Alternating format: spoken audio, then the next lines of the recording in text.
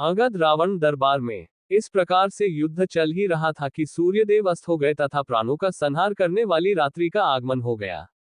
दोनों पक्ष के योद्धा बड़े भयंकर थे तथा अपनी अपनी विजय चाहते थे, अतः उनके मध्य रात्रि युद्ध होने लगा।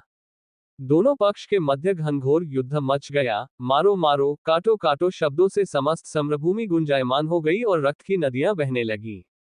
घायल होकर कराहते हुए राक्षसों तथा शस्त्रों से क्षत विक्षत हुए वानरों का आर्तनाद बड़ा भयंकर प्रतीत होने लगा। वानरों और राक्षसों का संहार करने वाली वह भयंकर रजनी कालरात्रि के समान समस्त प्राणियों के दुर्लंघ्य हो गई थी। श्री रामचंद्र जी ने अग्निज्वाला के समान 6 भयानक बाणों से निमिष मात्र में दुर्धुष वीर्यज्ञ शत्रु, महापाश, महोदर, महाकाय, वज्रदंष्ट्र, शुक और सारंग को घायल कर दिया। वे 6 राक्षस श्री रामचंद्र जी के बाण समूहों से अपने मर्मस्थान में चोट खाने पर युद्ध छोड़कर भाग गए, इसलिए उनके प्राण बच गए और उनकी आयु शेष रह गई। महारथी श्री राम ने अग्निशिखा के समान प्रज्वलित भयंकर बाणों द्वारा समस्त दिशाओं में प्रकाश कर दिया। उनके समक्ष जो भी राक्षसवीर आते थे वे उसी प्रकार से नष्ट होते जाते थे जिस प्रकार से आग में पड़कर पतंगे जल जाते हैं। राक्षस सेना की ये दुर्दशा देखकर रावण के पुत्र मेघनाद के तन बदन में आग लग गई। उसने शीघ्र ही नाग बाणों की फांस बनाकर राम लक्ष्मण दोनों को उसमें बांध लिया। नाग फांस में बंधने पर दोनों भाई मूर्छित हो गए। श्री राम के मूर्छित होकर पृथ्वी पर गिरते ही मेघनाद ने हर्षोन्मत्त होकर 10 दिशाओं को गुजाने वाली गर्जना की। राक्षस सेना में फिर से नवजीवन आ गया और वह मेघनाद की जय जयकार करती हुई बड़े उत्साह से वानर सेना पर टूट पड़ी।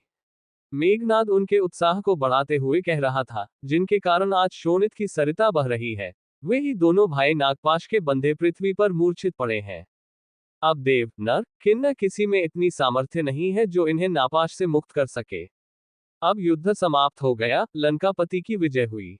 इस प्रकार विजय घोष करता हुआ मेघनाद लंका को लौट गया।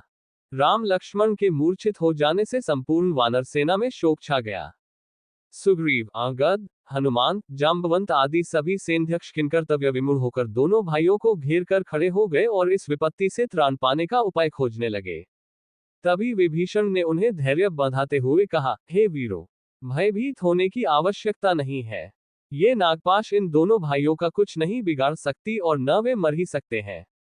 इसलिए तुम इनकी चिंता छोड़कर अपने अपने मोर्चों पर जाकर युद्ध करो। इन दोनों भाइयों को तुम मेरे ऊपर छोड़ दो। उधर जब रावण ने मेघनाद के मुख से राम लक्ष्मण के नागपाश में बंधकर मूर्छित होने का समाचार सुना तो उसके हर्ष का पारावार न रहा। उसने सीता की रक्षा पर नियुक्त राक्षस नारियों को बुलाकर आदेश दिया, तुम लोग सीता को पुष्पक विमान पर चढ़ाकर युद्ध भूमि में ले जाओ और उन्हें ले जाकर राम लक्ष्मण को दिखाओ जो पृथ्वी पर मरे पड़े हैं। रावण की आज्ञा पाते ही राक्षसनियां जानकी को विमान में चढ़ाकर युद्ध भूमि में ले गईं जहां राम लक्ष्मण मूर्छित अवस्था में पड़े थे। सीता ने देखा राक्षस सेना जय जयनाद कर रही है और वानर सेना शोक में डूबी हुई निराश खड़ी है।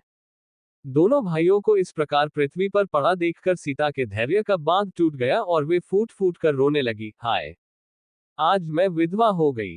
बड़े बड़े ज्योतिषियों की यह भविष्यवाणी मिथ्या हो गई कि मैं आजीवन सधवा रहूंगी, पुत्रवती बनूंगी।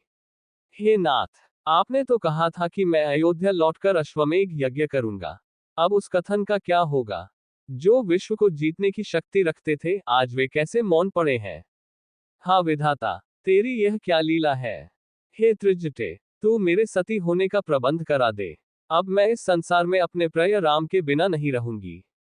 अब मेरा जीना व्यर्थ है। सीता को इस प्रकार विलाप करते देख त्रिजटा ने कहा, हे जानकी, तुम व्यर्थ में विलाप करके जी छोटा मत करो। मेरा विश्वास है राम लक्ष्मण दोनों जीवित हैं, केवल मूर्छित हो गए हैं।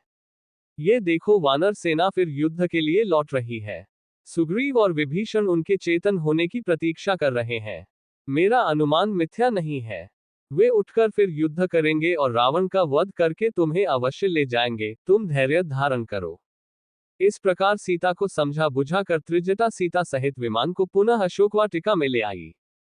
नागपाश में बंधे राम और लक्ष्मण काफी देर तक भूमि पर पड़े रहे। तभी अकस्मात जोर से आंधी चलने लगी, आकाश में घने बादल छा गए। इतने में ही आकाशमार्ग से विंता का पुत्र गरुड़ उड़ता हुआ आया। उसने दोनों भाइयों के पास बैठकर उनके शरीर का स्पर्श किया।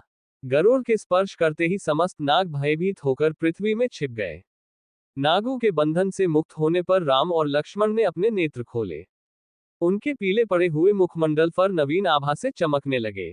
चैतन्य होकर राम ने गरुड़ को धन्यवाद देते हुए कहा, हे वेंकटेश, तुम्हारे अनुग्रह से हम दोनों भाई इस बंधन से मुक्त हुए हैं। हम तुम्हारा कैसे आभार प्रदर्शन कर लिखते हैं। राम की यह विनम्र वाणी सुनकर गरुड़ ने उत्तर दिया, हे राघव, मैं तुम्हारा मित्र हूँ। वन में विचरण करते हुए मैंने सुना था कि मेघनाद ने तुम्हें इस नागपाश में बांध लिया है जिसे देवता, राक्षस, यक्ष, गंधर्व कोई भी नहीं खोल सकते।